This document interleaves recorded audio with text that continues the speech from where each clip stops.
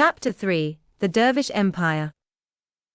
It might seem at first a great advantage that the peoples of the Sudan, instead of being a multitude of wild, discordant tribes, should unite of their own accord into one strong community, actuated by a common spirit, living under fixed laws, and ruled by a single sovereign.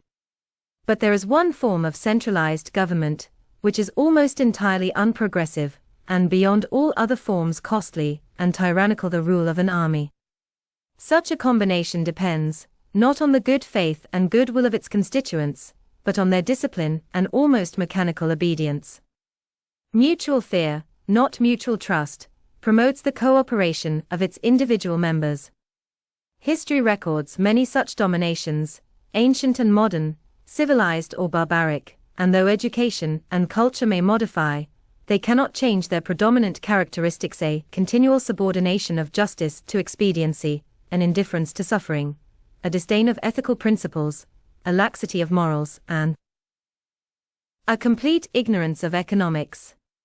The evil qualities of military hierarchies are always the same. The results of their rule are universally unfortunate. The degree may vary with time and place, but the political supremacy of an army always leads to the formation of a great centralized capital, to the consequent impoverishment of the provinces, to the degradation of the peaceful inhabitants through oppression and want, to the ruin of commerce, the decay of learning, and the ultimate demoralization even of the military order through overbearing pride and sensual indulgence. Of the military dominations which history records, the Dervish Empire was probably the worst. All others have displayed compensating virtues. A high sense of personal honor has counterbalanced a low standard of public justice. An ennobling patriotism may partly repair economic follies. The miseries of the people are often concealed by the magnificence of the army. The laxity of morals is in some degree excused by the elegance of manners. But the Dervish Empire developed no virtue except courage, a quality more admirable than rare. The poverty of the land prevented magnificence. The ignorance of its inhabitants excluded refinement. The Dervish dominion was born of war, existed by war, and fell by war. It began on the night of the sack of Khartoum. It ended abruptly 13 years later in the Battle of Omdurman. Like a subsidiary volcano, it was flung up by one convulsion, blazed during the period of disturbance, and was destroyed by the still more violent shock that ended the eruption. After the fall of Khartoum and the retreat of the British armies, the Mahdi became the absolute master of the Sudan. Whatever pleasures he desired he could command, and following the example of the founder of the Mohammedan faith, he indulged in what would seem to Western minds gross excesses. He established an extensive harem for his own peculiar use, and immured therein the fairest captives of the war. The conduct of the ruler was imitated by his subjects. The presence of women increased the vanity of the warriors, and it was not very long before the patched smock which had vaunted the holy poverty of the rebels developed into the gaudy gibber of the conquerors. Since the unhealthy situation of Khartoum amid swamps and marshes did not commend itself to the now luxurious Arabs, the Mahdi began to build on the western bank of the White Nile a new capital, which, from the detached fort, which had stood there in Egyptian days, was called Omdurman. Among the first buildings, which he set his subjects to construct, were a mosque for the services of religion, an arsenal for the storage of military material, and a house for himself. But while he was thus entering at once upon the enjoyments of supreme power and unbridled lust, the God whom he had served, not unfaithfully, and who had given him whatever he had asked, required of Muhammad Ahmed his soul, and so all that he had won by his brains and bravery became of no more account to him. In the middle of the month of June, scarcely 5 months after the completion of his victorious campaigns, the Mahdi fell sick. For a few days he did not appear at the mosque. The people were filled with alarm. They were reassured by remembering the prophecy that their liberator should not perish till he had conquered the earth. Muhammad, however, grew worse. Presently those who attended him could doubt no longer that he was attacked by typhus fever. The Khalifa Abdullah watched by his couch continually. On the 6th day the inhabitants and the soldiers were informed of the serious nature of their ruler's illness, and public prayers were offered by all classes for his recovery. On the 7th day it was evident that he was dying.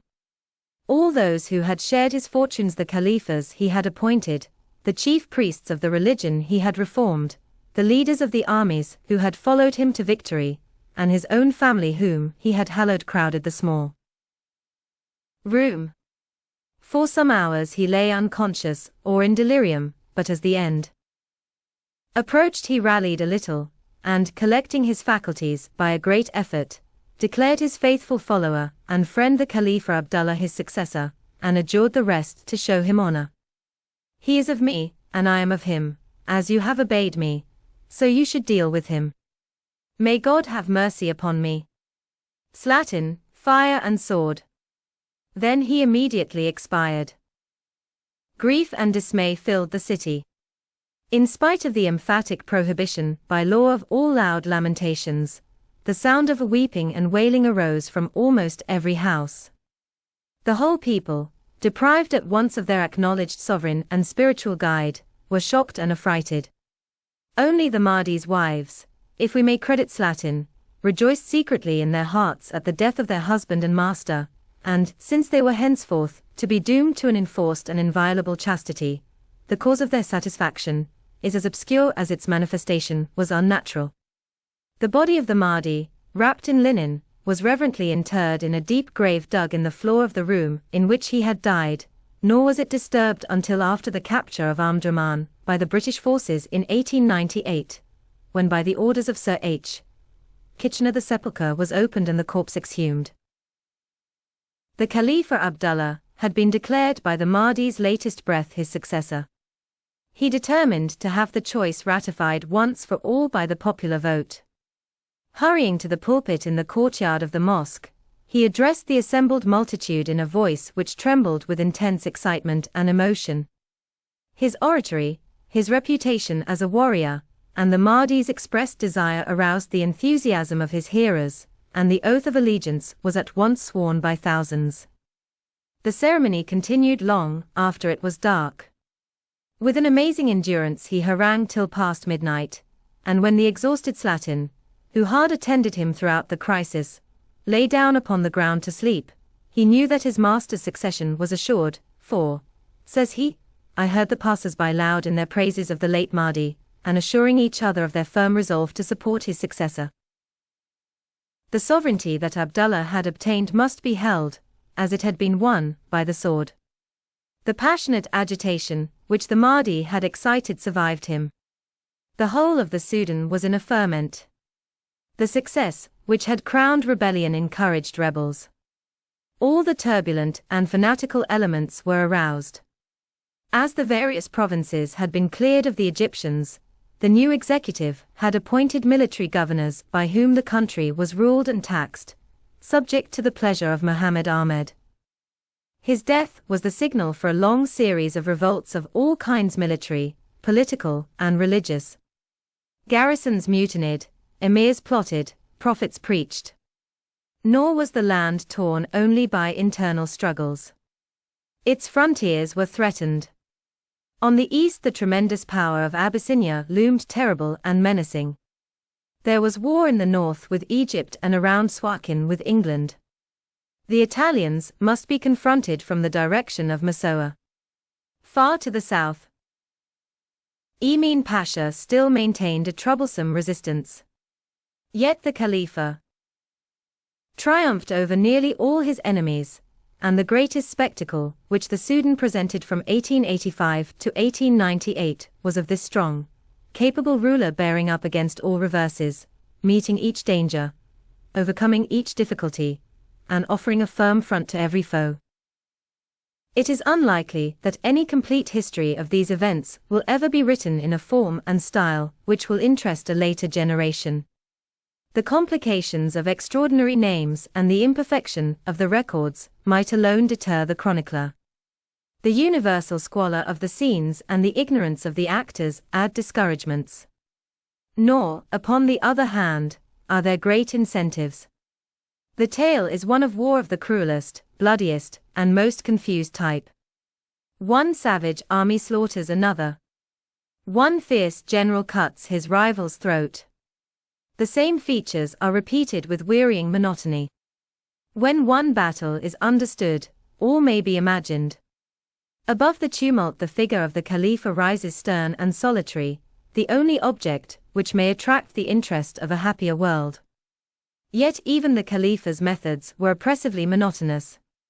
For although the nature or courage of the revolts might differ with the occasion, the results were invariable, and the heads of all his chief enemies, of many of his generals, of most of his councillors, met in the capacious pit which yawned in Omdurman. During the 13 years of his reign Abdullah tried nearly every device by which Oriental rulers have sought to fortify their perilous sovereignty. He shrank from nothing. Self-preservation was the guiding principle of his policy, his first object and his only excuse. Among many wicked and ingenious expedients, 3 main methods are remarkable. First, he removed or rendered innocuous all real or potential rivals. Secondly, he pursued what Sir Alfred Milner has called a well-considered policy of military concentration. Thirdly, he maintained among the desert and riverine people a balance of power on the side of his own tribe. All these 3 methods merit some attention or illustration.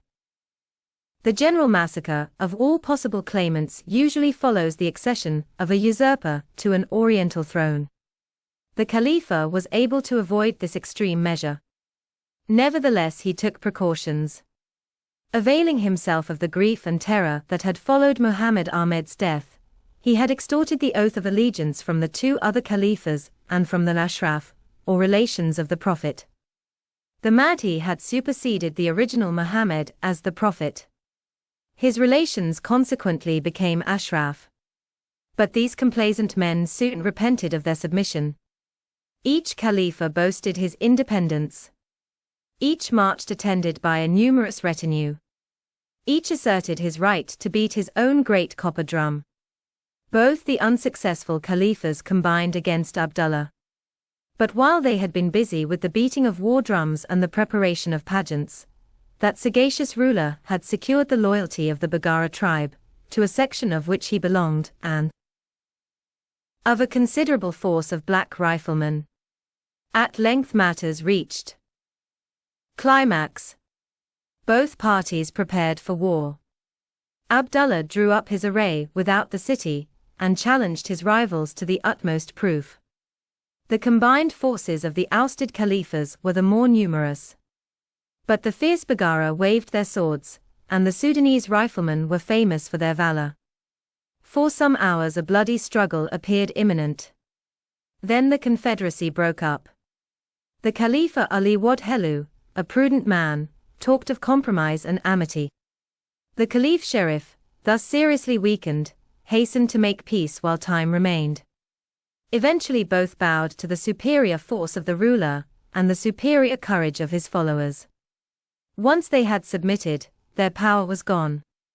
Abdullah reduced their forces to a personal escort of 50 men each, deprived them of their flags and their war drums, the emblems of royalty. They became for the future the useful supporters of a government they were unable to subvert. To other less powerful and more stubborn enemies he showed a greater severity. The Mahdi's 2 uncles, named respectively Abd el-Karim and Abd el-Qadir, were thrown chained into prison, their houses were destroyed, and their wives and other property confiscated. The numerous persons who claimed to be of the Ashraf found the saintly honor a burden upon earth, for, in order to keep them out of mischief, the Khalifa enjoined them to attend 5 times every day at the prayers in the mosque. 18 months of these devotions, declares the Christian chronicler, were considered the highest punishment. Or Walder, 10 years captivity.